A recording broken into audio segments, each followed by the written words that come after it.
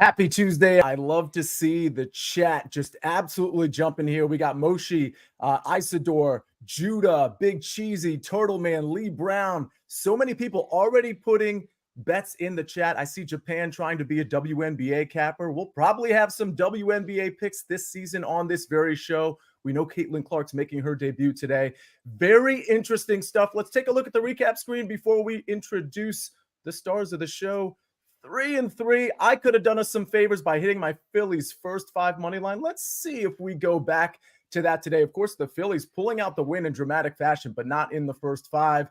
4-2 would have looked a lot better than 3-3. Let's try to do that today. Let's try to pull off a winning record today with the stars of the show. We have Zack Cimini. We've got Propstarz, and of course, we've got Buckets. I do want to remind everybody that we recorded the early wedge yesterday, so that's already in your feed. Check that out for the second major, the PGA Championship. Hey, Buckets, I got to start with you real quick because I think this is pretty amazing. Of course, everybody in the chat probably watched yesterday's show. And Proppy, thank you for pointing him out. I got to say, every time you guys do that, I smile. But here's the cool thing, Buckets. Do you remember the call you made yesterday in terms of who was going to hit a home run on the Seattle Mariners? No, I don't remember. Okay. It was Cal, in your words, it was Cal Riley. Oh, Riley. Yeah, my boy. But of course, yeah, your boy, of course. But we all know him as Cal Raleigh, right? Well, I just want to point out the Riley Rayleigh thing is very interesting because Cal Raleigh actually had a good game, 2 for 4. He had an RBI. So you kind of predicted, a good game in some sense, but he didn't hit a home run. But you know who did hit a home run? Luke Rayleigh of the Seattle Mariners. He was 3 for 4, 3 RBIs at a home run. So you had the Riley, you had the Rayleigh, you had the Raleigh thing going for you. You were so close. What magic do you have for us today? Are you going to predict a baseball player maybe later in the show? I might have one for you guys later in the show. I'm really working pronunciation right now. I think if I would have shown him the proper respect and said Raleigh, he might have done better. But hey, it's a learning experience. There might have been confusion too, because Luke Rayleigh might have gotten the alarm since you pronounced Raleigh like Riley. I think they were probably confused. Rayleigh hit the home run for you. All right, we're going to get to your picks, Buckets, in just a second. But Zach and Proppy, I got to ask you real quick because a few of the games have come out on the NFL schedule. I think we get the full schedule tomorrow. I know everybody's kind of anticipating that. A few games have leaked out. I think 4 in total, but 2 have my attention. Okay, we have the Thursday night game, Ravens Chiefs, and then we have Monday Night Football, Jets at the 49ers. I'm just curious. I'm always wanting to talk NFL or college football, even in May. Zach, I'm going to start with you. Which of those 2 games are you more intrigued by? Which of those 2 games are you more excited about? Ravens Chiefs or Niners hosting the Jets? Both, actually. I want to see how Aaron Rodgers is after that year off. We didn't get to see him as a New York Jet, and we know that team has been needing a quarterback for years. So if he can be healthy, this team can be definitely a playoff contender. I'm trying to say playoff contender. And then I want to see that Baltimore, Kansas City, just the spread in the postseason. We know that spread was a bit too high. So I want to see what that spread is. Of course, Kansas City had the upset, won another Super Bowl, but I definitely want to see that spread when odds do come out. Proppy, your reaction? Yeah, I'm super excited for both games. With that Baltimore Kansas City game, that really feels like the class, Buckets, the class of the AFC. So anytime you've got Patrick Mahomes, I really want to see this new look offense. You adding 2 very fast outside wide receivers, Xavier Worthy, Marquise Hollywood Brown. I really think that's going to really open things up for Kansas City's offense. Also for Travis Kelce as well. So this new look Chiefs offense is fascinating. I could see Mahomes having a big statistical season. I also think the Ravens are still one of the more talented rosters, top to bottom in the NFL. Always love what they do in the offseason and the draft. So yeah, I just can't wait to see that game. And then hopefully we get a full season from Aaron Rodgers. And I'm just excited to have NFL football sort of in the, within arm's length. Yeah, exactly. It's somewhat within reach. We still got a ways to go. Buckets, I want to get to your picks, but I do want to inform the chat that there are 4 lines out of the 4 games that have been out. If you like any of these lines, because I see Devin Cockrell already has Ravens +3 as a play. On the other side of it, somebody said they thought the Chiefs -3 was an easy play. I just want to point out, Chiefs at home favored by 3. This is all week 1 games, okay, against the Ravens. The Friday night game, this one's in Brazil. Eagles -1.5 against the Packers. We got Dallas at Cleveland. Cleveland, a 1-point favorite at home. And the Jets at 49ers Monday Night Football. The Niners favored by 5.5. Listen, I like the Niners a lot. That seems like too many points to me with a healthy Aaron Rodgers. All right, we move on. If you like any of those lines, put in the chat what you like. Hey, maybe we'll hit something early. Who knows? Buckets, we're looking to hit something right now in soccer. You've got a play on the pitch. What is it? So I've got a really big play on the pitch, and then I will give my MLB home run, go the yard sprinkle as well here, Sia. But to start on the pitch, we're looking at the big one. We're looking at the game that everyone wants to bet on, Tottenham Hotspur versus Manchester City. And unfortunately, I don't have 2 hours to talk about why there's a conspiracy that Spurs kind of want to lose on purpose because it will help hurt Arsenal. Let's just focus on the numbers here. Manchester City, in their last 5 league games, ever since they got knocked out of the UEFA Champions League by Real Madrid, have scored 24 goals in 5 games. This is by far the best offensive unit in all of the Prem right now, with the likes of Phil Foden, Kevin De Bruyne, Erling Haaland. Just everybody is firing on all cylinders. This team is an offensive juggernaut. And they're playing a Tottenham Hotspur side that, frankly, seems kind of cooked. They seem like they're a little bit done. This is a team with absolutely no riz right now. They've got a negative cantile tilt. This is a team that you do not want to back. I do not trust Spurs in any capacity. I think this is going to be very, very ugly. I'm taking Man City over 2.5 team total at -120. Frankly, this should be -200. I think City, however you say it, City probably win this game 3-1, 4-1, 5-1. This could be an absolute slaughter, but we're backing Man City to get at least 3 goals in a game that, again, if you like the latter, this might be the kind of game for you. And then for my MLB little side sprinkle, however you want to play this one, I'm looking at the matchup between LA Dodgers and the San Francisco Giants. Boom, nailed both of those, no problem. And I'm looking at Mookie Betts, mostly because it's a really, really fun name to say. And that's as deep as my analysis is going to go. Him to have a home run in this matchup is plus 675 on MGM. It's got to be worth a sprinkle for the namesake alone, Sia.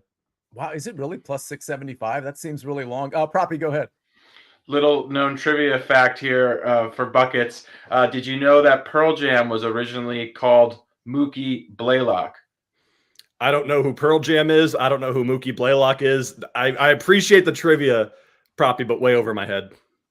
You don't know who Pearl Jam is? No. Wow. But I assume that's good trivia, right? We all can appreciate that. And for the record, I do On like brand. Yeah, I do like the Mookie Betts call. By the way, Ryan Kofter, you know how I know you showed up just a few minutes late, which we don't hold against you, because you literally just typed the exact thing I led the show with regarding Cal Raleigh and Luke Raley. Thank you for doing the research for me, though, because I did that last minute. If I wasn't there for that, you would have been there for us. So I appreciate that truly, actually. All right, if you want to take Buckets Bet, I got a place for you to do it. It's BetMGM. New BetMGM customers can sign up today and get up to $1,500 in bonus bets. Just place your first wager of at least $10 and you'll receive up to $1,500 instantly if your bet loses with bonus code EDGE. That's bonus code EDGE, EDGE. All right, Proppy, we got to get to your pick. We're going to Major League Baseball and we're going to the NBA. Looking forward to both of these picks, actually. But before we get there, let's hear a message from our partners. We need your sports news anywhere. We've got breaking news to bring you. Then get your sports anytime you want them. Big trade news overnight to discuss. Because we know you need sports all the time. A lot of movement in the rankings this week. A legend adds to their legacy. We're bringing you that breaking news right here on HQ. CBS Sports HQ, anywhere, anytime, all the time. All right. Buckets, go ahead. Let me jump in here real quick. This is how you know I know nothing about baseball. Angels8 in the chat says Mookie has 4 runs in San Francisco since 2022, and I don't know if that's good or bad. I have no clue if he's saying that's a good bet or a bad bet. So bet carefully, guys. Be responsible here. Hey, I like the number regardless. All right, Propstarz, we're going to the NBA, but first we're going to make a stop in Major League Baseball. You've got a pitcher that you're at least fading a little bit. Talk to us about it. I am indeed. Yeah, I'm fading Michael Wacha. Speaking of fun names, going under 5.5 strikeouts for Wacha, facing the Seattle Mariners, who ordinarily are a fantastic matchup as they strike out more than any team in baseball. But I personally don't think they're quite as bad as the matchup may appear at first glance. When you have Michael Wacha, he's not a guy that has a lot of fast pitches. He's more of a, he's not gonna overpower a lot of batters here. So I just don't really feel like this is a matchup he can potentially exploit. Also, if we look at his stuff, the majority of his strikeouts come the first time he goes through the order here. So if he's able to, or if the Mariners can escape without striking out 4 or 5 times in the first 3 innings, I really think they'll have a solid chance of not striking out 6 times. He's also been held under this, I believe, in 5 of 7 starts. So it is a big number, 6 strikeouts. And again, he's an off-speed pitcher, and this Mariners team more struggles with more power pitchers who can, throw fast. So I don't necessarily think it's a great matchup for Waka against the Seattle Mariners. Also, his career numbers versus the Mariners has a low K rate against them as well. So like this spot to fade Waka. And then I'm also going to fade TJ McConnell. I'm going under 18.5 points, rebounds, and assists for the point guard, who's playing very well in this series, I might add, but his play is not going to result in additional playing time. I've talked about this in the past. He's simply too ball dominant to put on the floor alongside Tyrese Halliburton, who is also ball dominant. What I mean by that, both these guys need the basketball in their hands in order to be effective, especially TJ McConnell, who's basically no threat from the perimeter. You can't really just have him out there alongside of Tyrese Halliburton as a result. So he's only going to play a maximum of 15 to 20 minutes to really spell Tyrese Halliburton here. So his minutes aren't going to increase. We're getting a pretty big line here because he had a big game last game. But as the series heads back to New York, to Madison Square Garden, I really believe this game's going to be paced down. It's game 5. These teams are very familiar with each other. It's a 215-point total, which is the lowest total so far in this series. So in a game that's going to feature minimal possessions, more half-court offense, I just think this 19 PRA is simply a big ask for TJ McConnell, who's going to play a maximum of 20 minutes tonight. So love fading TJ McConnell under 18.5 PRA and Michael Waka under 5.5 strikeouts. You love saying Michael Waka. I love saying it with you. You're getting what amounts to a standing ovation on a show, at least. He can't exactly stand up, but Buckets clapping for you. And by the way, there's a lot of stuff going on in the chat. Buckets, this is for you. Ali Lonzak says, Crazy Mary is an underrated Pearl Jam song, and Mark Hood adamantly agrees. So let's just do some homework. Why would that be for me? Well, because you don't know who Pearl Jam is. So here's the thing. This is where the homework comes in. So listen to that song and maybe one other Pearl Jam song that maybe seems popular when you do a search. Listen to 2 Pearl Jam songs and tomorrow respond with whether you like it or not. In return, I would like Ali Loznak to listen to Unicorn on Ketamine, which is my current favorite song, and we'll kind of share a little culture with each other.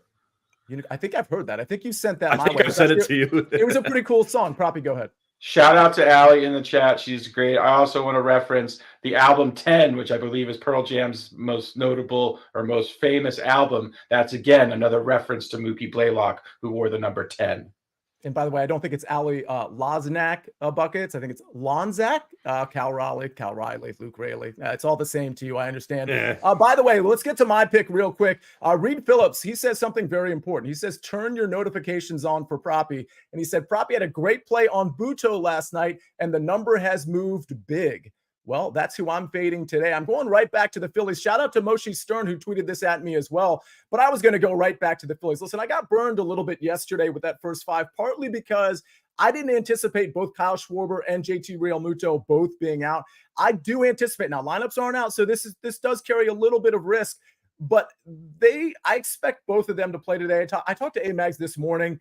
It would surprise me if JT Realmuto doesn't play. And I think Kyle Schwarber, I think he came in and he pinch hit yesterday late in the game. So I do expect both of them to play. Even if they don't, though, I'm really I like Aaron Nola. He hasn't had the best year, but I'm really fading Buto here. We were on him last week. We won the bet when we were on him. But again, the long and short of it is on Buto, and maybe Proppy, you can respond to this a little bit too. I do think he's going to regress a little bit. The ERA looks good, but last time out against the Cardinals, he didn't look very good. And if you look at where he's shined this season, when it comes to the strikeouts, missing bats, and just the general, the good games he's had, it's been early in the season. I do think we're already seeing regression with him. I like the Phillies. They're coming off a win, mind you, because they won late in that game. But I think they'll probably get another win in this one, and I think they'll win the first 5. If you don't want to pay the minus 140 at some books, it might be minus 145.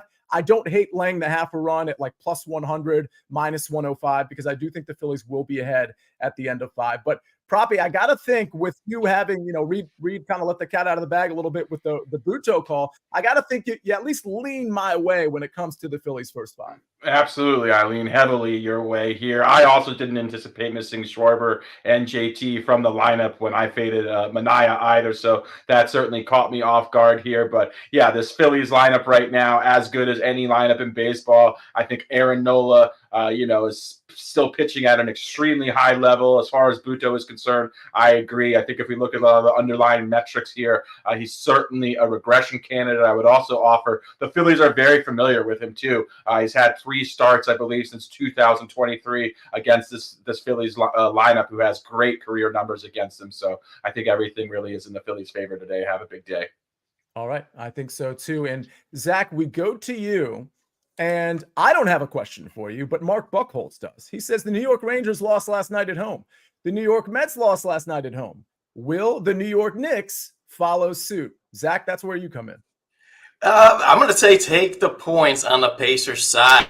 We've seen this point spread be a factor for the Knicks, especially at home, win or loss. It's usually a close battle down to the final minute. So I'm going to be on the Pacers side plus 2.5. We've seen the tide of this series completely swing towards the Pacers side. And it's not just the injuries for the New York Knicks. It's the toll of the high minutes on the Nova Knicks players and Jalen Brunson, Josh Hart, Dante DiVincenzo. All 3 looked gassed in game 4. And you don't want to overreact, but we all knew this was coming. Jalen Brunson, his shot was short, 0 for 5 from 3-point range. And this is a Pacers team that I think they feel very comfortable playing at MSG. We could say they should be up 3-1. Maybe this series should be over. They had a controversial ending in game 1, should have won that game. Game 2, they were up by 10 points at halftime. When we know the storyline in the postseason has been injuries, OG Anunoby going down has completely swung this series towards the Pacers side. And I think the Pacers, they have experience with this going back to their series against the Bucks when Damian Lillard went down. They won both game 3 and 4 at home,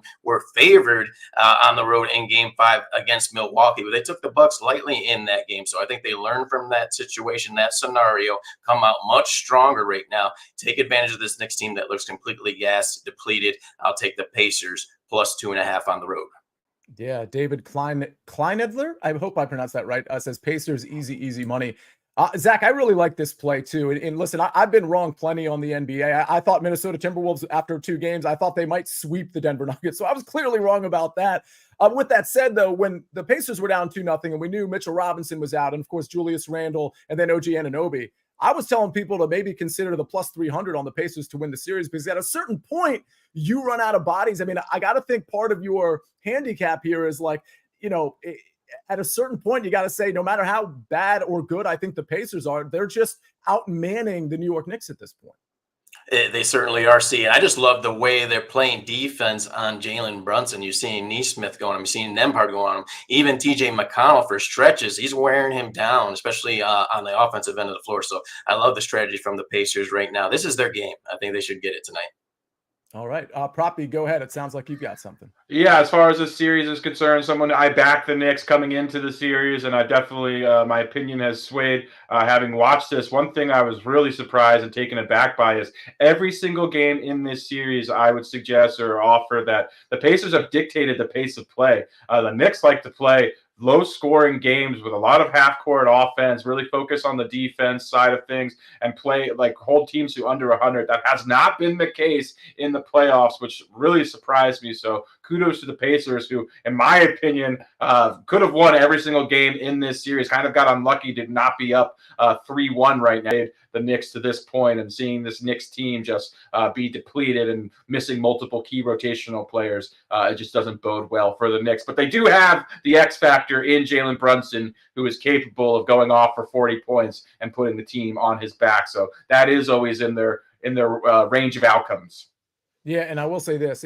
We have obviously a play on that game from Zach. I support that play fully, by the way. But that Minnesota-Denver game, there are picks on SportsLine for that game. If you want to become a member of SportsLine, super easy. Go to sportsline.com/join. If you type in winners in the promo code area, you'll get 60% off the annual plan. Again, that gets the full bevy of picks. But more importantly, it gets the picks when they're made by the handicappers, which means you get the best of the line. We talk about it a lot when these guys are on here. Talk about it a lot when Mike McClure is on here. If you want want the best line, you got to get it when we get it. And that's why you want to become a member of SportsLine. Certainly not just a pick site. But speaking of that Denver game, Joe Neuenfeld, greatest poet alive, said Minnesota in 6. And Joe Neuenfeld, who is an ardent Minnesota fan, says, I have 44 years of Minnesota fandom.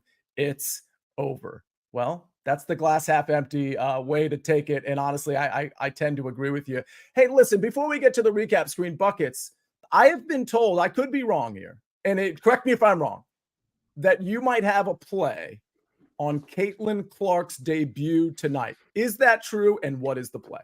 See, I was going to say, personally, I feel like it's a bit disrespectful to not have something for one of the all-time GOATs already making her WNBA debut here with Caitlyn Clark. So I do actually have a Caitlyn Clark parlay if you want to tail here. Indiana Fever taking on Connecticut Sun tonight at 7:30, and I'm looking at a 2-part parlay, both with Caitlyn Clark. Caitlyn Clark over 6 assists, parlayed with Caitlyn Clark over 3.5 3-pointers made. That's at plus 105 for those wanting to risk it a little bit here. It is her WNBA debut, so it's a little tricky to kind of predict what's going to happen, but we got to believe that because there's been so much hype around her, she's going to get crowded a lot when she's playing this afternoon, which is going to force her to use that State Farm title in her name to assist other players here to pass the ball around and get the ball to the likes of Boston and Smith. And eventually, after she picks up those 6, 7, 8 assists, they're going to start realizing, okay, she is a playmaker. We got to give her some space. And that's when she starts raining down the threes, baby. At plus 105, Sia, I think it's definitely worth a shot here.